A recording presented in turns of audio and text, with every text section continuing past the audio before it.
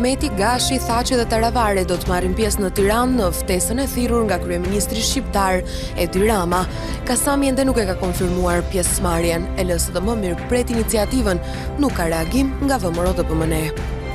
Këshilltari i Departamentit Amerikan të Shtetit Derek Collett do të udhëtojë drejt Maqedonisë së Veriut, Kosovës dhe Serbisë nga data 11 deri më 13 janar.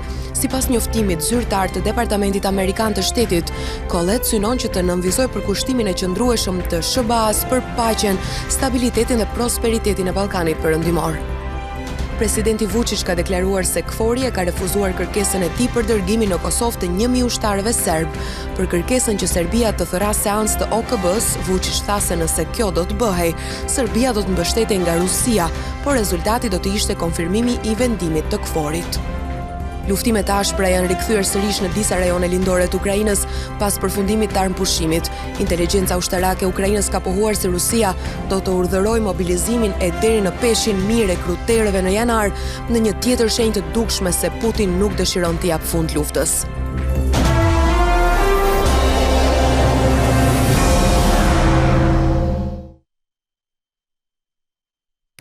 Mirëmbrëma, jeni me lajmet qendrore në Klan Maqedoni.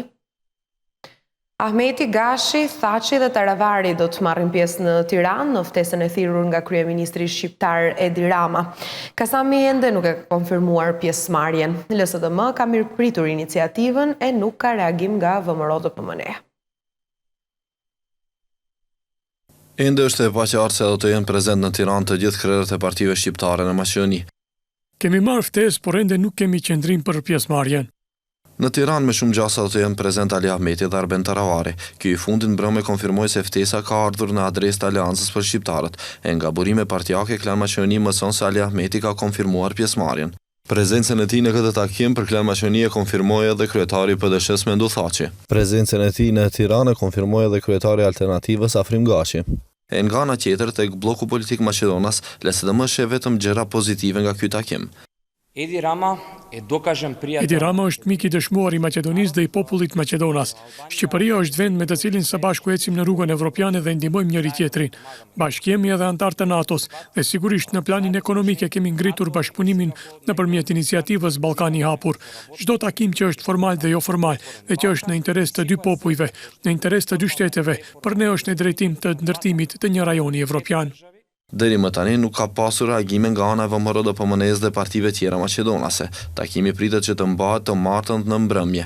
Nga burime partijake, Klan Maqedoni mëson se tema e diskutimit mund të jetë edhe stabiliteti politik i shumicës aktuale, e cila duhet të hyjë në procesin e ndryshimeve kushtetuese, që janë edhe kusht për hapjen e negociatave. Sipas këtyre burimeve, ndodhit e fundit brenda në BDI, por edhe rebelimi i disa deputetëve të LSDM-s mund të jenë problem shtesi shumicës për të siguruar votat e mjaftueshme për t'i kaluar ndryshimet kushtetuese në kuvend. Këshilltari i Departamentit të Shtetit Derek Collett nga dita e mërkurë do të qëndrojë për vizitë zyrtare në Shkup, Prishtinë dhe më pas në Beograd. Qëllimi i vizitës në njoftimin e Departamentit Amerikan të Shtetit thuhet se është përkushtimi i qëndrueshëm të SBA-s për paqen, stabilitetin dhe prosperitetin në Ballkanin Perëndimor.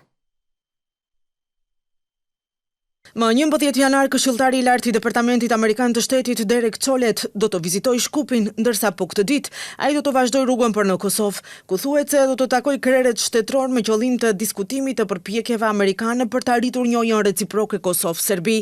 Lajmi për vizitën e tij u konfirmua nga Departamenti Amerikan i Shtetit, ku njoftojnë se vizita e Collett në Maqedoninë e Veriut, Kosovë dhe Serbi më 11 dhe 13 janar ka për synim përkushtimin e qëndrueshëm të SBA-s për paqen, stabilitetin dhe prosperitetin në Ballkanin Perëndimor. Këshilltari Collett të vazhdojnë në Prishtinë, Kosovë, për të takuar me zyrtarë qeveritar, liderët e tjerë politik dhe shoqërinë civile për të diskutuar përpjekjet e SBA-s për të ndihmuar në avancimin e integrimit të Kosovës dhe Euroatlantik, duke përfshirë përmes dialogut të lehtësuar nga Bashkimi Evropian për të arritur një marrëveshje gjithëpërfshirëse për normalizimin të marrëdhënieve ndërmjet Kosovës dhe Serbisë, me në qendër njohjen reciproke. Më 12 janar, këshilltari Çole do të vazhdojë në Beograd, ku do të diskutojë me udhëheqjen e qeverisë serbe sigurinë energjetike, integrimin ekonomik rajonal dhe përparimin drejt synimit të Serbisë për anëtarësim në Bashkimin Evropian. Ai do të diskutojë edhe për rolin e Serbisë në forcimin e paqes dhe sigurisë rajonale dhe angazhimin e saj të vazhdueshëm në dialogun e lehtësuar nga Bashkimi Evropian për normalizimin e marrëdhënieve me Kosovën.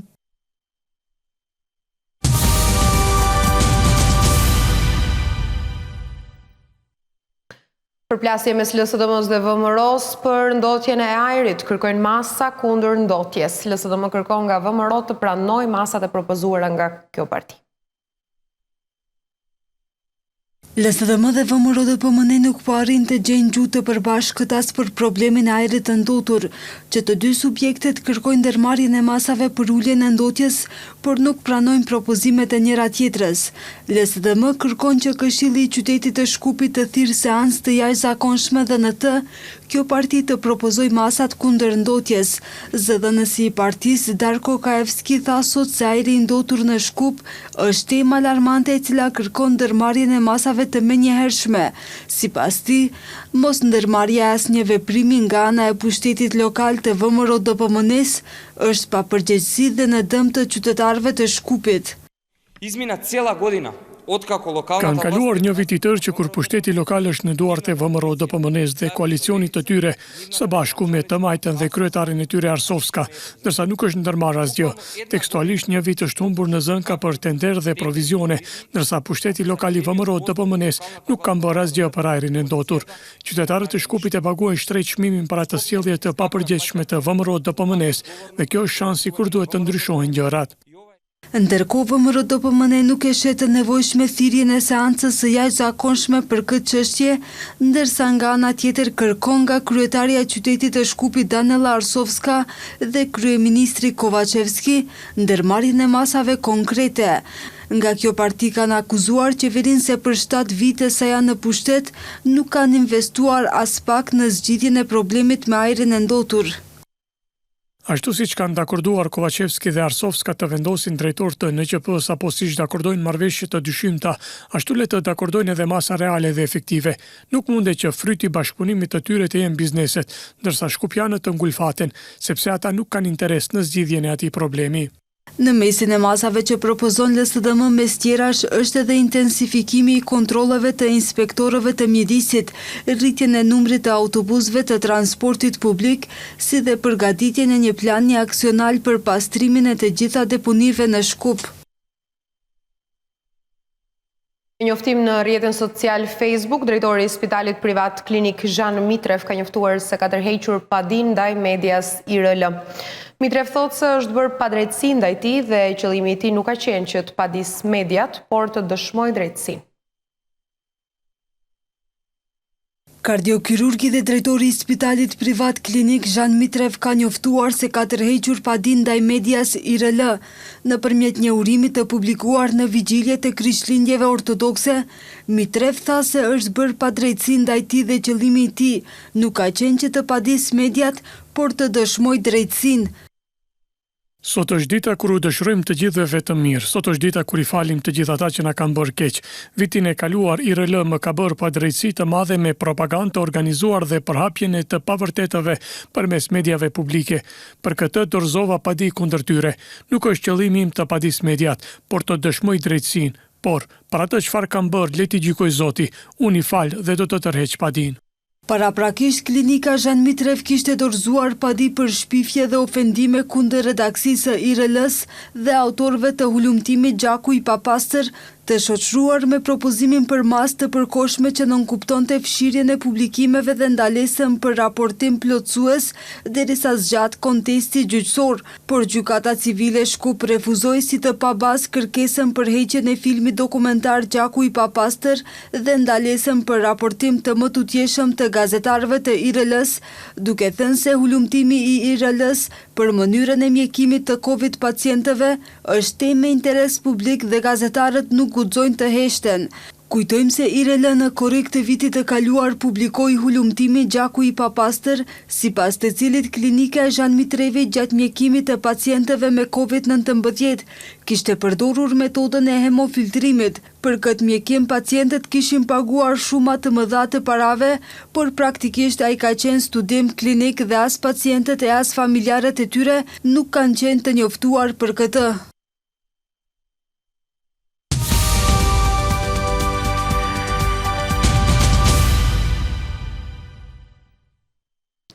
Iniciativa qytetare Zelen Humangrat paralajmëron se industria bën përpjekje që në vend të mundsohet importi i mbeturinave për djegje, edhe atë në periudhë kur Maqedonia e Veriut është në krye të listës së ndotjes së ajrit në korniza evropiane. Për momentin lejohet importi i mbeturinave që në mënyrë të sigurt mund të kthehen në lëndë të para.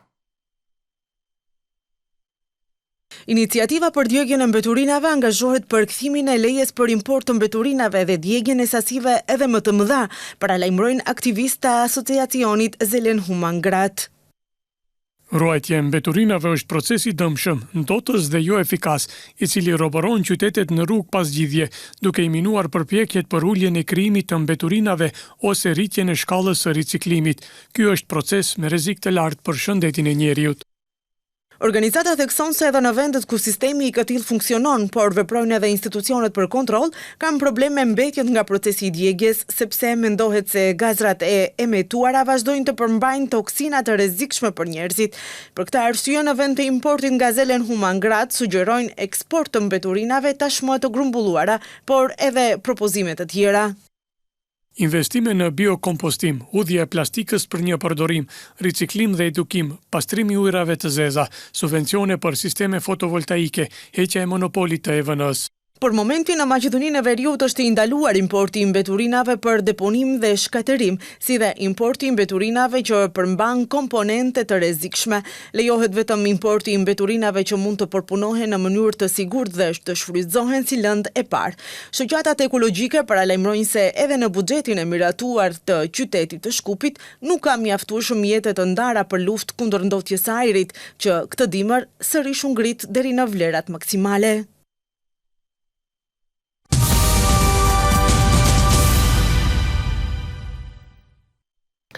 Çmimet e produkteve ushqimore gjatë vitit të kaluar globalisht arritën vlera rekorde kryesisht për shkak të luftës në Evropë dhe thatësisë që lidhet me ndryshimet klimatike. Agjencia për Ushqim pranë Kombeve të Bashkuara ka publikuar se rritja e çmimeve të 5 produkteve ushqimore bazë, në mesin e cilave drithrat, vaji, përgatim dhe sheqeri, është madje 28%. Detaje për shtrejtimet në Maqedoninë e Veriut pritet të publikohen gjatë ditës së nesërme nga enti shtetëror i statistikës. Çmimet e drithrave dhe të vajit bimor gjatë vitit të kaluar u rritën për disa herë, tregon statistika globale e cila rregullisht bëhet në fillim të vitit. Agjencia për Ushqim pranë Kombeve të Bashkuara ka ardhur në përfundim se në shumë rajone në botë u goditën nga thatësira për shkak të ngrohjes globale, ndërsa situata u përkeqësua pas invazionit rus në Ukrainë, që rezultoi me inflacion. Më shumë se 70 milion njerëz në botë përballen me varfëri, si rezultat i shtrejtimit të ushqimit dhe të energjisë. Indeksi i çmimeve të ushqimit në Agjencinë për Ushqim, e cila i ndjek shtrejtimet mujore për vitin 2022, është 14% më i lartë se sa në vitin 2021. Çmimet e 5 produkteve ushqimore bazë, në mesin e të cilave drithrat, mishi dhe sheqeri, janë rritur për madje 28%, njofton agjencia, ekspertët e së cilës bëjnë thirrje për mbrojtje të ambientit jetësor dhe botës së gjelbërt për shkak të sigurisë së ushqimit. Puno për natyrën, mbjell drujnë në mjedisjen e tyre natyror dhe përdor lloje vendase. Bashkëpuno me njerëzit, në mënyrë që të sigurojë që drujtë të rriten pa ndërprerje, është e nevojshme mbështetja e të tjerëve. Konsultohu me ekspert për mbrojtje dhe ripërtrirje të ekosistemeve. Ulja e caktuar e çmimeve është regjistruar gjatë muajit të kaluar për 1.9%, që kryesisht i referohet uljes së çmimit të vajit për gatim në bursat botërore, por edhe ulja e çmimit të naftës si lëndë e parë. Në Maqedoninë e Veriut në vitin 2022 u shënuar me rritje të çmimeve në shumë produkte, ndërsa shifrat e detajuara për rritjen e shpenzimeve për jetesë dhe çmimet e produkteve ushqimore pritet të publikohen nesër nga enti shtetëror i statistikës.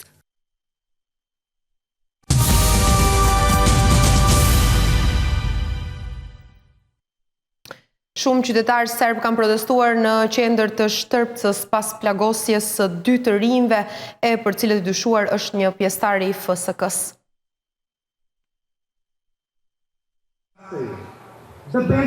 Shumë qytetarë serb kanë protestuar në qendër të Shtërpcës pas plagosjes së 2 të rinjve e për të cilët i dyshuar është një pjesëtar i FSK-s. Protestës janë bashkuar edhe shumë serb nga qytetet të tjera të Kosovës. Kryetari i Shtërpcës, Dalibor Jeftić, ka thënë se është koha e fundit që të garantohet siguria e popullit serb në Kosovë. Ka paralajmëruar se do të bëjnë kërkesë tek fori dhe policia për të shtuar sigurinë pasi qytetarët serb sipas tij nuk po ndihen të sigurt. E kryetari i listës serbe Goran Rakić ka folur për terror të regjimit diktatorial, siç ka thënë të Albin Kurtit.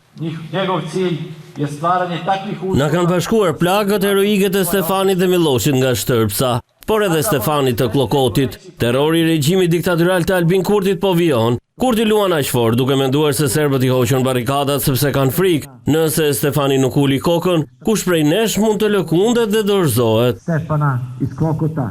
Ndërkohë në gjykatën themelore në Ferizaj është mbajtur seanca gjyqësore ndaj Kurtajt, ku avokati i tij ka thënë se Kurtaj fillimisht ishte provokuar dhe ishin hedhur gjësande të forta në drejtim të veturës së tij, dhe ai si kundërpërgjigje ka shtënë në ajër dhe në tokë. Sipas avokatit, ai ka ikur me veturë në Prevall, duke mos e ditur se ka plagosur 2 të rinj, dhe me të kuptuar këtë, atëherë ai ka lajmëruar policinë dhe familjen. Presidenti serb Vučić ka deklaruar se KFOR-i ka refuzuar kërkesën e tij për dërgimin në Kosovë të 1000 ushtarëve serb. Për kërkesën që Serbia të thërasë seancë të OKB-s, Vučić tha se nëse kjo do të bëhej, Serbia do të mbështetej nga Rusia, por rezultati do të ishte konfirmimi i vendimit të KFOR-it. Presidenti Aleksandar Vučić ka deklaruar se KFOR ka refuzuar zyrtarisht kërkesën e tij për dërgimin në Kosovë të 1000 ushtarëve serb. Mi po prvi put imamo garantije. Fori na u përgjigj që nuk ka nevojë që forcat tona të kthehen në veri të Kosovës, siç e prisnim. Sipas rezolutës 1244 të Këshillit të Sigurimit të OKB-s, nuk kanë të drejtë të refuzojnë kërkesën tonë, sepse ata nuk pyeten për këtë. Të gjithë e dinim dhe e prisnim këtë përgjigje negative. Nuk është detyre KFOR-it të kujdeset për barrikadat në veri, por për të gjithë serbët në Kosovë. Vučić theksoi se në letër thuhet se KFOR po vëzhgon me kujdesa të çfarë po ndodh në veri, për kërkesën që Serbia të thërrasë seancë të posaçme të Kombeve të Bashkuara. Vučić tha se nëse kjo do të bëhej, do të mbështeteshin vetëm nga Rusia, por rezultati do të ishte konfirmim i vendimit negativ të KFOR-it. Jasno im je šta srpski narod hoće. Naravno srpski narod hoće. Pyetja është nëse do të kërkojnë seancë të Këshillit të Sigurimit të OKB-s. Shkojmë që nesër, okej, dhe rusët do të na mbështesin, dhe pastaj çfarë do të bëjmë ne të tjerët atje? Do të vonojnë që mos të kthehet ushtria dhe policia serbe. Çfarë do të bëjmë pas kësaj? Do t'ja lëm Kurtit mundësinë që të komentojë, se si edhe Këshilli i Sigurimit të OKB-s e refuzoi. Tako da, kako vam kažem? Presidenti serb paralajmëroi se me zyrtarin e lartë amerikan Derek Chollet do të zhvillojë bisedime të rëndësishme. Sipas Vučić nuk ka njeri që e urdhëron Chollet në Departamentin Amerikan të Shtetit. Ndërkaq policia dhe ish ushtria jugoslave serbe janë të rrequr nga Kosova në verën e vitit 1999, pas nënshkrimit të marrëveshjes së Kumanovës, që atëherë në Kosovë është vendosur misioni paqëruetës i NATO-s KFOR, i cili aktualisht ka në përbërje rreth 3600 trupa ushtarake. Të dërguarit e Shteteve të Bashkuara të Amerikës dhe Bashkimit Evropian për dialogun në Kosovë do të bëjmë përpjekjen e radhës për të ulur në tryez përfaqësuesit e Kosovës dhe Serbisë, por sipas analistëve në Prishtinë, Beogradi synon që ta refuzojë planin evropian për marrëveshje mes palëve. Për këtë arsye, sipas tyre, është tensionuar dhe situata në veri. Vendosja barikadave në veri tregon se Serbia nuk do që ta pranojë planin evropian për dialogun mes dy vendeve. Të këtij mendimi janë analistët politik në Kosovë, sipas të cilëve tani është koha që Beogradi të vendosë për këtë plan dhe të vijohet me procesin e dialogut. Zhvillimet e fundit, dalja e serbëve nga institucionet e ka realizuar një pjesë të skenarit serbisë për ta nxjerrë nga binart, do të thonë konsolidimin e shtetit Kosovës. Dhe ndoshta këtu Këtu mund të thuhet që pak sa jemi ngut me këto marrëveshjet për targat, me shpalljen e zgjedhjeve. Serbia përmes barikadave ka tentuar me sabotu fillimin e diskutimeve për këtë plan, por nuk i arriti. Barikadat i hoqi vet ashtu siç i vendosi vet. Tashme duhet i kthejë në tryezës dhe duhet të japë përgjigje përfundimtare. Serbia është pro apo kundër planit franko-gjerman, sepse nuk mund të luajë më. Sipas analistëve, Serbisë intereson që ta mbajë të ngrirë situatën në veri. Ajo që shumë i konvenon Serbisë është rikthimi i konfliktit të ngrirë në atë pjesë, ku autoritetet e Kosovës, edhe politike, edhe administrative, edhe të sigurisë nuk kanë akses. Kjo i konvenon shumë Serbisë. Për 3 javë veriu i Kosovës ishte i bllokuar me barikada që u vendosën nga serbët lokal, pas arrestimit të Dejan Pantić, i akuzuar si organizatori i sulmeve në veri. Barikadat u larguan pasi Pantić u la në arrest shtëpie.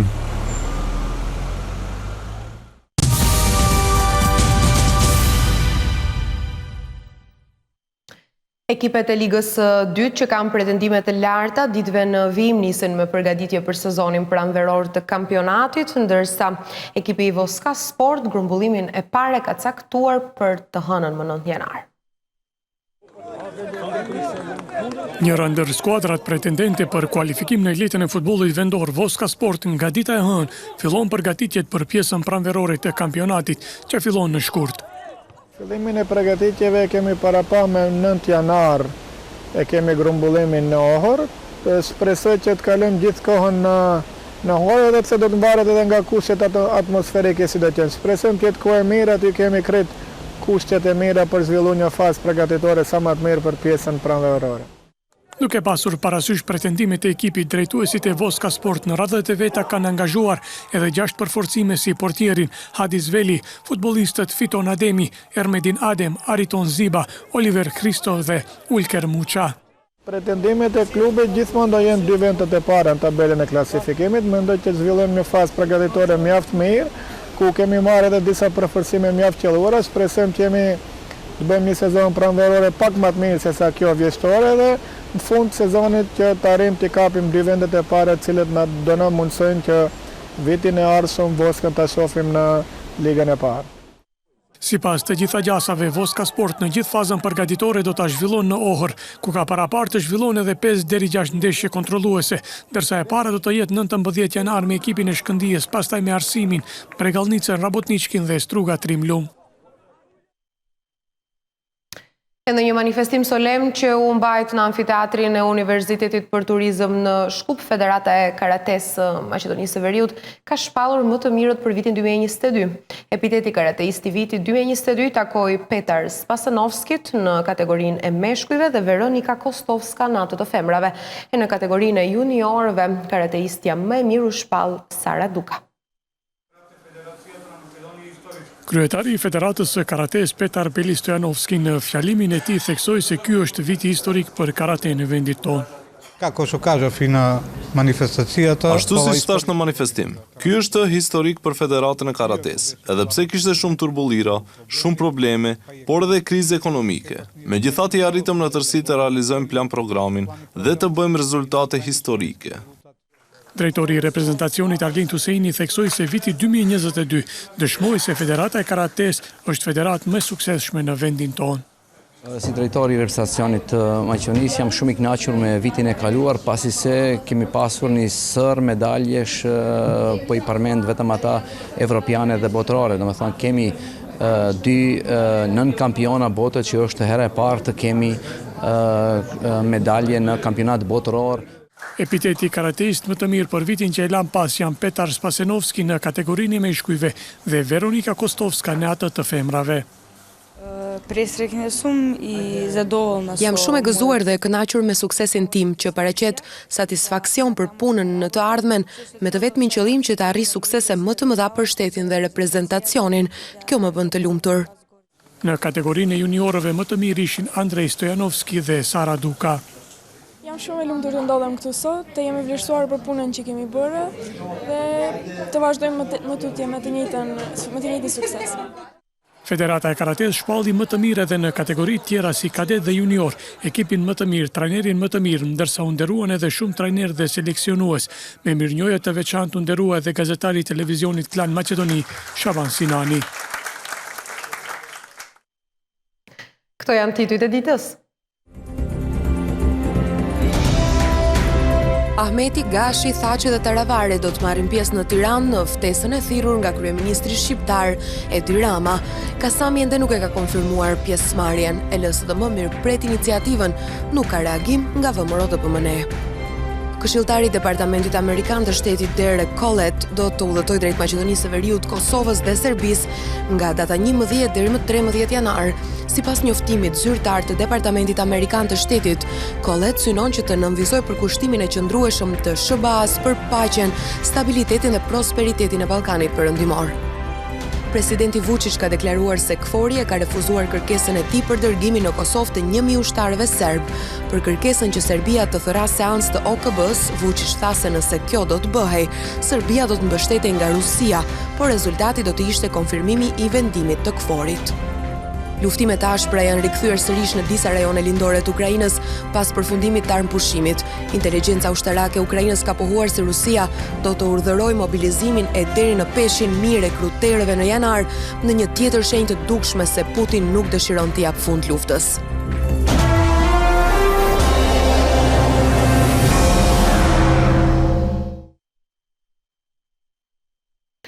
Këtu mbaron lajmet, mirupafshim.